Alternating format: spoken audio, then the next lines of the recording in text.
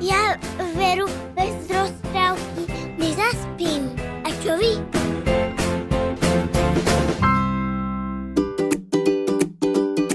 Ahojte, decká, zdravím vás z parádnych rozprávok a dnes opäť budeme sa venovať rozprávke, ktorá prišla a vznikla na váš námet. Totiž napísala mi, aby som išiel rovno k veci, napísala mi Zuzka, ktorá napísala, že je dcerka Katka a zároveň jej babka Ľudka sa vraj ale že strašne, ale že brutálne moc boja pavúkov a že bolo by dobré, keby som porozprával nejakú rozprávku o pavúkoch, aby sa ich nebáli. No a čo vám poviem, decká, jednak rozprávka o pavúkoch už bola jedna, ako pavúk naučil zajaca skákať alebo teda lietať, ale napadlo mi, že by bolo možné celkom fajn, alebo možno celkom fajn, keby pribudla ďalšia rozprávka o pavúkoch, alebo o pavúkovi, alebo skrátka o tom, ako sa pavúkov nebať. No a keďže to je pre mňa výzva, tak milé deti, pekne sa usaďte, urobte si skrátka pohodlie aj milí rodičia. Dnešná rozprávka sa bude volať Ako sa Starka s pavúkom skamarátila. Už sa teším na parádnu rozprávku. Kde bolo, tam bolo, za 7 horami a 7 riekami bol jeden les a vedľa toho lesa bola chalúbka. A v tej chalúbke, ako v každom inom lese, alebo v každej inej chalúbke, samozrejme niekto býval. A okrem toho, že tam býval psík a mačička, tak tam býval aj starký, teda detko, a starka, teda babka.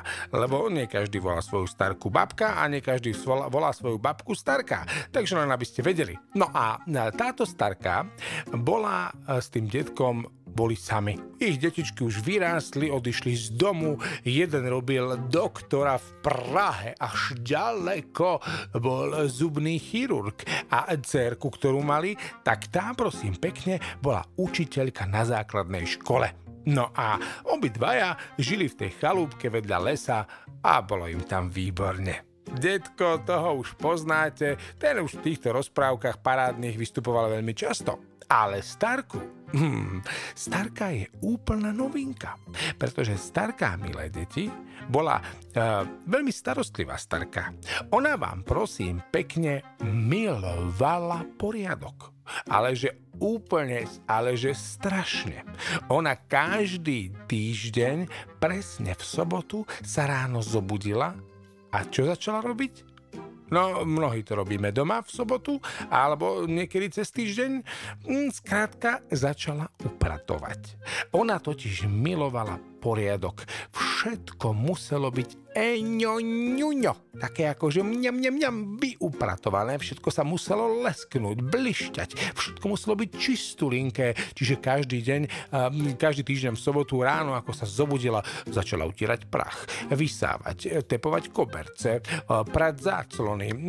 Robila proste všetko možné, ale najviac, na čo si dávala pozor pravidelne pri upratovaní, bolo, aby z rohov miestnosti poometala všetky pavučiny. Nenávidela, keď mala doma pavučiny. A nebolo to kvôli pavučinám samým. Starka totiž sa bála pavúkov. No a ona sa vám bála pavúkov aj napriek tomu, že sama bola od toho pavúka vždy väčšia minimálne 1000 krát. Taký malý pavúčik si liezol po stene a ona: "Joj, pliaga jedna, čo mi tu robíš?" vykríkla Starka a hneď zobrala metlu a začala toho pavúka vyháňať. A keď vyhnala toho a náhodou zbadala nejakého iného, aj toho vyhnala. Skrátka, nemala rada pavúkov. Bála sa ich a Starky jej stále hovoril: "Starka, a čo si na tých pavúčikov taká hnusná? Veď oni tu chcú len prežiť a sú veľmi užitoční. Nechaj ich tak," vravel Starky. Ale Starka vždy povedala: "Ale čo to táraš? Ty nechaj ich tak. Keby si ty upratoval tento dom, tak ako ja, vedel by si, že tu pavúk skrátka nemá čo robiť." hovorila starka. No a starky, keďže bol veľmi dobrák a nerád sa hádal, povedal, áno, drahá. A bolo pohádke, teda tam vlastne ani žiadna nevznikla, skrátka nebojoval s ňou. Jedno leto, ako tak starky sedel vonku na terase v hojdacom kresle a pomaličky si pobavkával zo svojej fajky, starka práve doupratovala celú chalúbku, keďže bola sobota. Vyšla von a povedala, starky, tak som si všimla, že posledné dni máme v našom dome naozaj veľmi veľa komárov. A starky povedal, ale prosím ťa, by som si musel všimnúť aj ja, nie? Povedal starky. A starka hovorí, no áno, ale ja som ich naozaj na stene dnes videla asi 5. Ako sa vyspíme, keď nám budú bzúčať okolo uší a nebude aj cucať krv, ráno budeme celý doštípaní. No, deti teda neviem ako vy, ale komáre, to je taký hmyz, ktorý asi pozná každý. Ja teda nepoznám niekoho, kto by mal komáre rád. Komáre asi nemá rád nikto, pretože nám pijú krv. A to doslova. No a komáre, to je ten hmyz, ktorý keď náhodou ste na stanovačke, alebo máte doma okná bez sieťok, alebo ste skrátka niekde, kde necháte dlhšie v lete otvorené okno a vnútri je zasvietené, svetlo automaticky láka komáre. A potom zaspíte a počuť len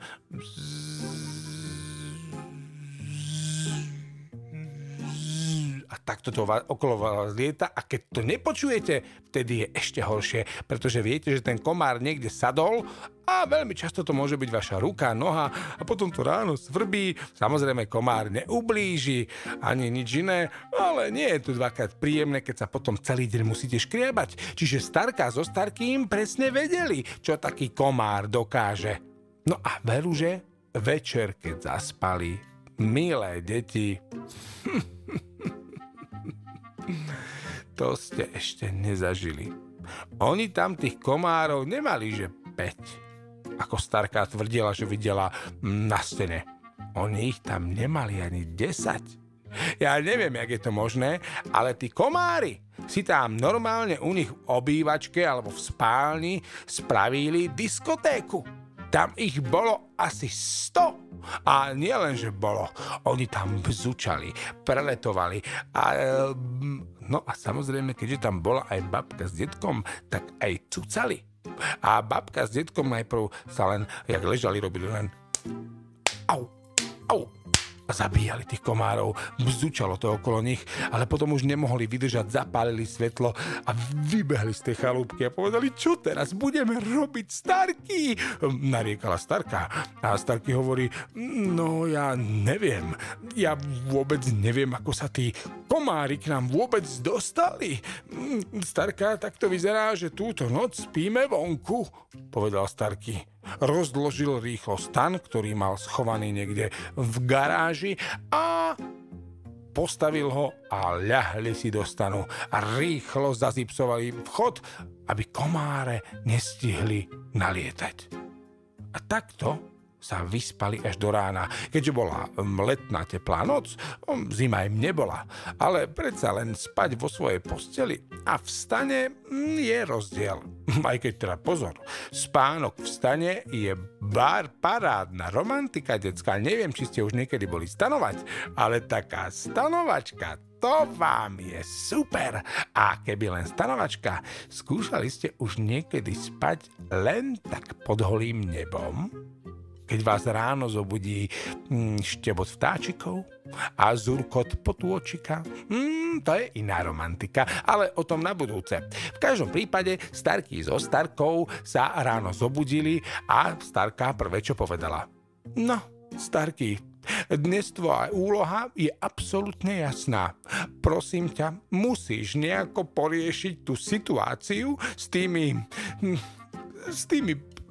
komármi. Veď to je hrozné. Kde sa toľko komárov u nás zobralo a ako ich vôbec od nás dostaneme preč? No, ono mala pravdu, deti, pretože taký komár sa totiž cez noc vylezie On sa vylezie, ale vylezie a v noci sa skrie, schová a väčšinou sa schová na nejaké tienisté miesto mimo svetla. A tým pádom komár je cez deň v byte schovaný pod nábytkom, za skriňou, pod listami kvetín, ktoré máte na oknách a tak ďalej a tak ďalej. A v noci, keď zajde slnko, komár ožije a vyletí odtiaľ a zase začne bzučať okolo uší. A to Starka veľmi dobre vedela.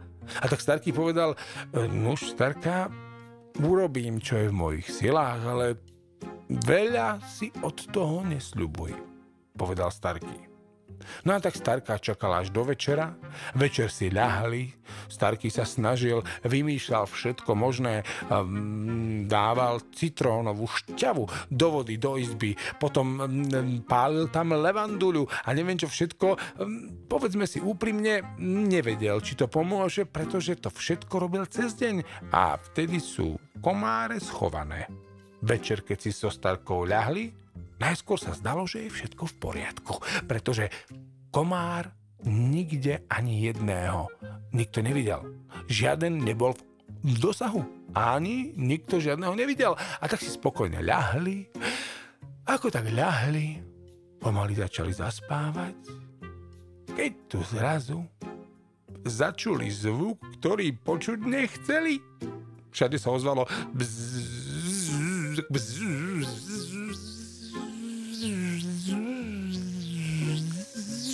a zase ten istý zvuk, ktorý počuť nechceli.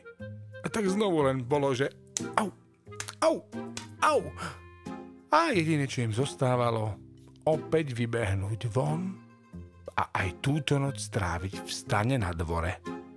Nož, no tak mali 2 romantické noci. Lenže to už prišla sobota.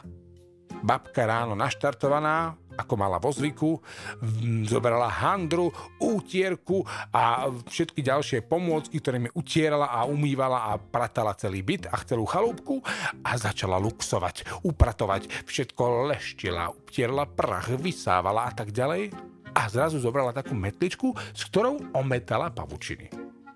A v rohu miestnosti zbadala ale, že naozaj nezvyčajne veľkú pavučinu. A povedala si, no tak ešte aj ty, pavúk, ma tu budeš rozčulovať, tu si spravíš takú velikánsku pavučinu, čo ťa to napadlo? Čo ty nevieš, že ja to nemám rada? Povedala Starka. A ako sa tak išla zahnať tou metličkou k tej pavučine, že ju ometie, zrazu sa ozvalo, nie, nerob to, prosím. Starka zostala stáť a povedala, toto bol? A ozvalo sa znovu, to som ja, pavúk. Neomietaj mi moju pavučinu, prosím. Je tu, výborne som tu ako doma, ale prosím, nerob mi to. A Starka povedala, no, a teraz si čo myslíš? To, že vieš rozprávať, že ti dá nejakú výhodu alebo výnimku? Doteraz každá jedna pavučina a každý jeden pavúk z tejto miestnosti musel odísť. A rovnako to bude aj s tebou, takže milý pavúk, nehnevaj sa, ale ja ťa tu nechcem, povedala Starka. A pavúk povedal, Starka, nechaj ma tu. Viem ti byť veľmi nápomocný, povedal pavúk. A Starka povedala, nápomocný? Ako mi ty môžeš byť nápomocný, pavúk jeden. A pavúk povedal, no veľmi ti viem byť nápomocný. Viem a všimol som si, že posledné 2 noci spávate so Starkým vonku na dvore, v stane, povedal pavúk.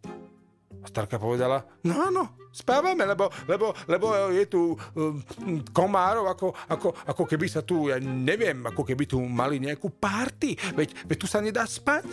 A pavúk povedal, áno, Starka, a práve preto som si tu spravil takú parádnu veľkú pavučinu, pretože ja som ich už kopec pochytal. Keď to Starka počula, povedala, počkaj, ty akože chceš povedať, že ty tých komárov vieš chytiť? Spýtala sa Starka zvedavo. A pavúk povedal, no samozrejme, Starka, veď ja som predsa pavúk a ja sa predsa živím hmyzom a preto tkám pavučiny, aby som ten hmyz pochytal. A keď ich pochytám, ten hmyz, tak ho potom papám. A ty máš menej roboty a menej starosti s vyháňaním hmyzu z chalúbky, povedal pavúk.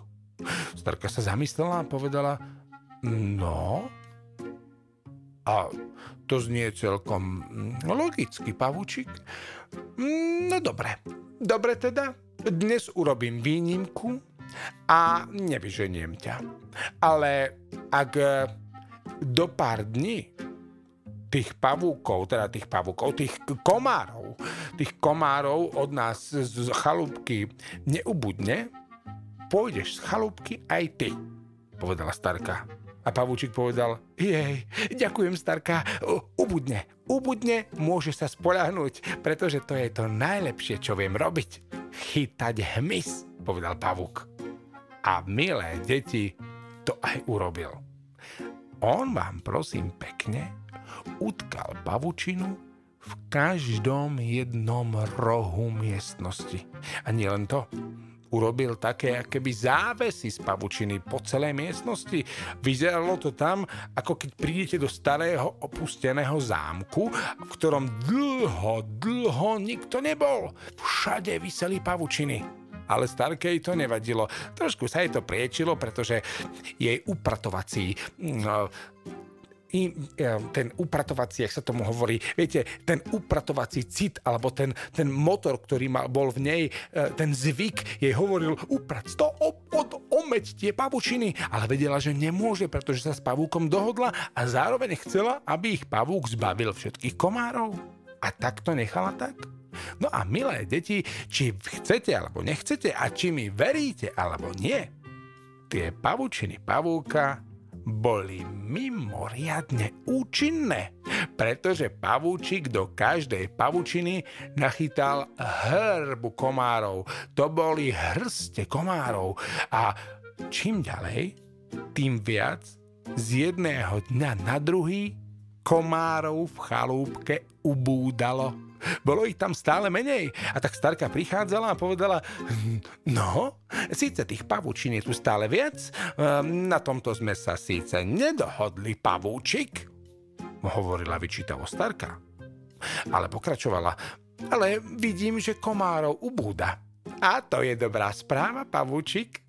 Si ty ale šikulka, potešila sa starka. Pavúčik na ňu len z pavučiny žmurkol a ďalej pracoval. Pracoval ako včielka, pretože utkal ďalšiu pavučinu a z tých starých pavučín zbieral všetky komáre a mušky, ktoré tam nachytal, zabaloval si ich do takých zámotkov, robil si z nich také guličky a odpratával si ich na jedno miesto, kde ich mal vlastne ako v špajzi. Viete, aj vy, keď máte veľa jablčok na strome, alebo veľa hrušiek, alebo sliviek, tak ich skrátka zavaríte do pohára, alebo mamina, alebo babka a potom ich máte doma v špajzi. No a takáto špajza, takú mal aj pavúčik. On si tam akurát odkladal nachytané mušky a komárov. A keď bol hladný, tak si vždy nejaký ten zámotok otvoril. Normálne zobral otvárak, otvoril a dal si ho večer k kútelke. Srandujem, ale tak nejako to asi funguje. No a tak ten pavúčik, milé deti, spapal jedného za druhým, pochytal všetkých komárov. A o pár dní, keď prišla na kontrolu starka do chalúbky, zbadala, že po komároch ani slichu, ani chýru, proste ich tam nebolo. Veľmi sa potešila a povedala, joj, pavúčik, si ty ale šikulka, ale máme teraz problém, povedala starka. A pavúčik povedal, ja viem, starka, ja viem, tých pavúčin je tu asi moc, však? A starka povedala, no, to veru, že je, pavúčik, musíš to nejako zlikvidovať. A pavúčik povedal, starka, poprosím ťa, s tým mi musíš pomôcť. Tak veľa pavučín som už dlho nenatkal a ja ich tak rýchlo, skrátka, vyčistiť neviem. Zober svoju metličku a pokojne ich pometaj. A tak starka povedala, výborne. Zobrala metličku a začala ometať jednu pavučinku, druhú, tretiu, štvrtú a tak pometala takmer všetky pavučinky, až prišla na rad k tej hlavnej, na ktorej býval pavúčik. Prišla k nemu a povedala, no, A čo s touto pavučinou? A pavúčik povedal, starka, nechaj ma tu s vami bývať. Budem vám aj naďalej chytať mušky a komárov a keď nejaký bude bzúčať okolo vašich hlav, uší, ja ho chytím. Sľubujem, povedal pavúčik. A keď to starka počula, usmiala sa a povedala, ďakujem ti, pavúčik. Nikdy by som si nepomyslela, že môžeš byť taký užitočný, že mi vieš takto pomôcť. Ty si taký malý, ale šikovný, teda poviem ti, prekvapil si ma, povedala starka. A pavúčik na ňu, ďakujem, starka, som rád, že sme odteraz kamaráti. A starka povedala, no, veru, že sme, pavúčik. Odteraz sa u nás cíť ako doma, povedala starka a spokojne odišla. No a v ten večer, milé deti, starky so starkou zažili opäť krásnu pokojnú noc u nich v chalúbke. Nič im okolo uší nebzúčalo a hlavne, konečne po dlhom čase, tam spali traja. Starky, starka a spokojný pavúčik. Tak je to s pavúkmi, deti. Ak doma nachádzate pavúčikov, nebojte sa ich. Na Slovensku nežijú pavúky, ktorých by ste sa mali báť. A hlavne tí v domácnostiach, tí malinkí, sú absolútne neškodní. Väčšinou ich úloha je práve preto je taká, že chytajú hmyz a rôzne takéto nezbedy, ktoré lietajú po vašich domácnostiach. A viac úžitku robia ako škody. No a keď niekedy nejaká pavučinka vadí, tak ju skrátka omedte, ale pokiaľ zbadáte pavúčika, tak ho naberte na papier, prípadne prikryte pohárom a podsunte pod neho papier a vyneste ho von. Neubližujte mu, veď on vám tam chce len pomôcť.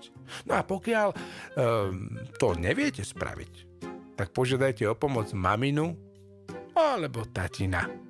Hlavne si vždy povedzte, keď zbadáte pavúčika, že ahoj, pavúčik, prišiel si nám pomôcť? Tak sa snaž, nech máme pokojné sníčky.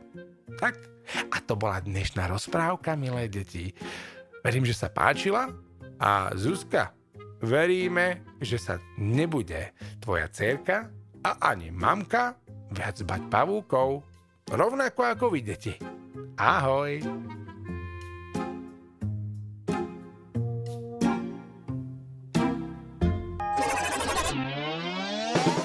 Počúvajte parádne rozprávky.